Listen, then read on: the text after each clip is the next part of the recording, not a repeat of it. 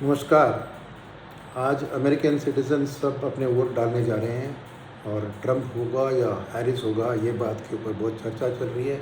इसके कारण मार्केट में भी बहुत वॉलेटिलिटी है। तो क्या है आउटलुक, अब क्या करना चाहिए आपको और मार्केट में क्या आउटलुक हो सकता है, अब तक क्या हुआ है, इसके बारे में 2-3 शब्द कहना चाह रहा हूँ आपसे। तो पहली चीज़ ये है कि एक सिचुएशन है कि पोलस्टर्स जो सेफोलॉजिस्ट जो अपना बात बता रहे हैं, अभी तक डेड हीट ही बता रहे हैं।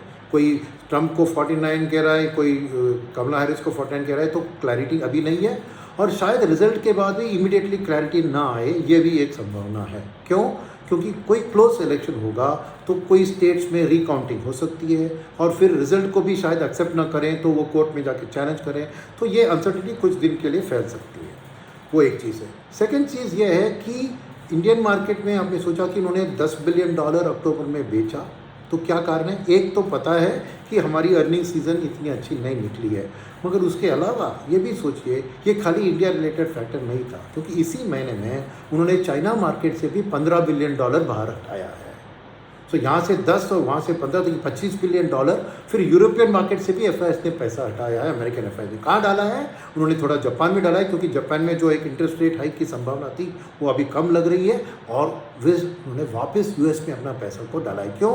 क्योंकि एक चीज़ है कि यूएस में उनको बिना रिस्क लिए 4-4.25% गवर्नमेंट ही बोरो कर रही है, तो रिस्क लिए बिना उनको अगर उतना पैसा बन रहा है तो क्यों वो बाहर जोखिम उठाए, ये उनकी सोच। सो ये ओवरऑल एक इमर्जिंग मार्केट का सेल ऑफ था, ये खाली इंडिया स्पेसिफिक नहीं था। मानते हैं कि ये इंडिया में करेक्शन हुआ। अब आते हैं कि बात कि इंडिया में करेक्शन हुआ इतना क्यों, और या क्या ये कम था या ज़्यादा। तो पहली चीज़ है, इस साल की बात करें राइट, तो एफआईएस ने किसी महीने में खर्चा किया, किसी महीने में बेचा, ये उतार चढ़ाव तो था, मगर डोमेस्टिक फंड मैनेजर्स के पास इतना पैसा था तो ये वॉलेटिलिटी क्यों था? क्यों ना वो हर स्टॉक जो एफआई बेच रहे थे, क्यों ना वो खरीद पा रहे थे? इसके 2-3 कारण हैं। एक, फंड मैनेजर आपके लिए भलाई सोच रहे हैं, यानी स्टॉक में रियलिटी क्या होता है कि बाय लो सेल हाई, तो आपके लिए कम दाम में स्टॉक खरीदने की कोशिश कर रहे हैं। तो क्या हो रहा है कि जब एफआई कोई स्टॉक को बेच रहा है तो तुरंत जाके उसको खरीदते नहीं है, चुप बैठते हैं साइड में कि उसके दाम गिर जाए और अच्छे स्टॉक का दाम और भी गिरे, फिर जाके उसको खरीदते हैं। इसीलिए 1-to-1 मैचिंग कभी नहीं होगा। डोमेस्टिक में थोड़ा स्मार्ट समझदारी से काम कर रहे हैं, इसीलिए मार्केट में वॉलेटिलिटी आती है। क्योंकि इसीलिए आपने देखा कि इतनी वॉलेटिलिटी के बावजूद निफ्टी ने 25%, मिड और स्मॉल कैप ने 41% एक साल में रिटर्न दिया है। वो एक बात। सेकंड बात ये है कि डोमेस्टिक फंड मैनेजर्स हर स्टॉक जो एफआई बेच रहा है उसको पूरा नहीं खरीद सकते हैं। क्यों? क्योंकि एफआई ज़्यादातर लार्ज कैप और लार्ज मिड कैप में अपना निवेश करते हैं, मगर डोमेस्टिक फंड मैनेजर का पैसा आता है लार्ज कैप में, मिड कैप में और स्मॉल कैप और माइक्रो कैप में। तो उनकी बाइंग स्प्रेड आउट होती है, एफआईएस की सेलिंग कॉन्सेंट्रेट होती है, तो पूरा पैसा 1:1 मैच नहीं हो सकता है।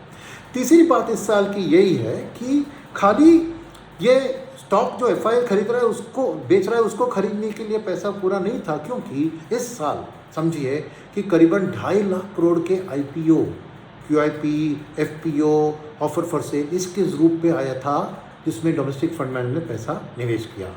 सेकेंड चीज़ क्या है, इसके अलावा प्रोमोटर्स जो है, जो ओनर होते हैं कंपनी के, उन्होंने मार्केट की वैल्यूएशन को और उनकी कंपनी की दाम को इतनी बढ़ते हुए देखते हुए उन्होंने करीबन 2 लाख करोड़ का अपना स्टेक को मार्केट में बेचा, क्योंकि अपने आप के लिए पैसा बनाने का ये उनके लिए अच्छा मौका उनको लगा। तो ये भी डोमेस्टिक म्यूचुअल फंड्स ने ऑब्जर्व किया। तो 2.5 लाख करोड़ न्यू इश्यूज में और 2 लाख करोड़ जो प्रमोटर की सेलिंग थी, इससे करीबन 4.5 से 5 लाख करोड़ डोमेस्टिक फंड्स की पैसा इन चीज़ों पे चली गई, इसलिए वो पूरे एफआईएस की जो सेलिंग थी उसको खरीद नहीं पाए। अब तीसरी बात क्या है इसमें?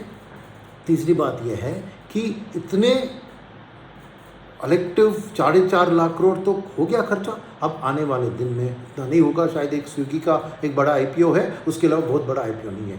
तो अब आने वाले दिन की थोड़ी बात करते हैं। तो पहली बात है कि क्या ये वॉलेटिलिटी इन एफआई फ्लोज कंटिन्यू होगी? मेरे ख्याल में अगले 2 महीने तक ये वॉलेटिलिटी रहेगी। एक, क्योंकि मैं समझता हूँ कि इलेक्शन का रिजल्ट भी इतना क्लियर शायद नहीं होगा, आ गया तो बहुत बड़ी बात है, अच्छी है। सेकेंड, फेड की भी पॉलिसी है, उसमें भी आउटलुक देंगे, रेट कट करेंगे और फ्यूचर रेट में क्या बात करेंगे वो अनसर्टिनिटी है। तीसरी बात है, ग्लोबल भी अनसर्टिनिटी अभी चालू है, अभी जो ईरान और इसराइल के बीच में चल रहा है, रशिया यूक्रेन का वॉर भी खत्म हो, तो ग्लोबल वॉलेटिलिटी के कारण थोड़ी एक वॉलेटिलिटी रहेगी और ख़ास करके तेल के प्राइस के ऊपर एक चिंता रहेगी। अब तक तेल ने बहुत स्टेडी रहा है, कोई प्रॉब्लम नहीं है, मगर आने वाले दिन की बात नहीं कहते, तो एक अनसर्टेनिटी उसमें बिल्डअप होता है। इसके अलावा जो शॉर्ट टर्म एफआई होते हैं, हेज फंड्स उनके कहते हैं ना, उनको हर साल उनकी बोनस मिलनी चाहिए। तो दिसंबर में ही उनका अकाउंटिंग ईयर होता है, तब वो बोनस उनको मिलता है जब वो कैश में प्रॉफिट बुक करें। तो प्रॉफिट कहाँ पे बुक करेंगे? अरे जिस मार्केट में उनको पैसा बना है ना, उसी मार्केट में। तो इंडियन मार्केट में निफ्टी ने उनको 25% रिटर्न दिया है, तो नेचुरली वो प्रॉफिट बुकिंग इंडिया में ही करेंगे। तो मेरे ख्याल में थोड़ा बहुत शॉर्ट टर्म हेज फंड्स का प्रॉफिट बुकिंग नवंबर और दिसंबर में टिल मिडिल दिसंबर जारी रहेगा। उसके बाद छुट्टियों में चली जाएंगे तो थोड़ा डल रहेगा market last 2 weeks of December में। तो ये सब चीज़ के कारण एफआई की वॉलेटिलिटी जारी रहेगी, तो मार्केट में उतार चढ़ाव होगा, मगर उतना गिरावट भी नहीं होगा। क्यों? क्योंकि डोमेस्टिक फंड मैनेजर के पास भरपूर जो पैसा है, वो समझदारी से आके स्टेप इन करके, जब कोई उनको पसंदीदा स्टॉक, अच्छी क्वालिटी स्टॉक गिर रही है तो उसको गिरने देंगे, फिर जाके खरीदेंगे। तो वॉलेटिलिटी रहेगी मगर बहुत गिरावट आने नहीं देंगे, डोमेस्टिक फंड में जाके खरीदारी कर लेंगे, क्योंकि अभी बड़ा आईपीओ उतना नहीं है। तो मेरे ख्याल में 1-2 महीने के लिए वॉलेटाइल रहेगा मार्केट, डोमेस्टिक फंड में उसको अच्छी तरह सपोर्ट करेंगे, मगर मार्केट में एक बहुत बड़ी बढ़त आ सकती है अगर एक पूरा क्लैरिटी अमेरिकन इलेक्शन में आ जाए और एफआईएस को भी लगे कि अभी हमें इमर्जिंग मार्केट में निवेश करना चाहिए, तो वो इस रिवाइज्ड वैल्यूएशन में, क्योंकि आज इस क्वार्टर की अर्निंग रिजल्ट के कारण क्या हुआ कि अगले साल एक 20% की बढ़त ओरिजिनली उम्मीद कर रहे थे ईपीएस में, अब उसको डाउनग्रेड करके 15% के करीब लाया है। तो उस हिसाब से वैल्यूएशन थोड़े कम हो गए हैं, तो शायद कंफर्ट जोन भी है।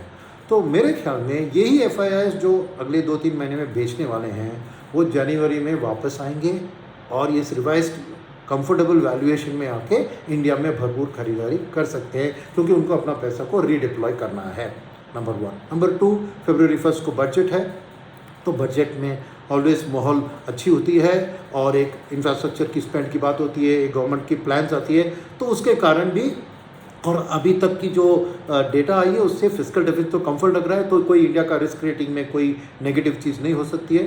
तो इसके कारण वो एक माहौल भी पॉजिटिव बनेगा बजट के अराउंड। तो मेरे को क्या है कि जनवरी फरवरी में एफआईएस की वापसी का डोमेस्टिक की परचेसेस कंटिन्यू रहेगी, तो मार्केट नई हाइस तक पहुंच सकती है, राइट। इसकी तीसरी कारण क्या है मेरे ख्याल में कि यह है कि गवर्नमेंट ने, अब ये अर्निंग सीजन का थोड़ा डाउन था, क्यों था? पार्ट ऑफ द कारण ये था कि गवर्नमेंट ने इलेक्शन के टाइम में तो कैपेक्स में खर्चा बंद कर दिया था, अब उसके बाद वाले क्वार्टर में भी उतना खर्चा उन्होंने उठाया नहीं।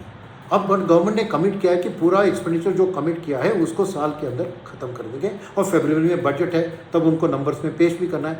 तो मेरे ख्याल में अब से शुरू होकर गवर्नमेंट अपना कैपिटल एक्सपेंडिचर को एक स्टेप बढ़ा देगा, ताकि जो पेंटअप है उसको क्लियर करेंगे। तो इसका ट्रिकल डाउन इफेक्ट आपको इकोनॉमी में ज़रूर दिखेगा।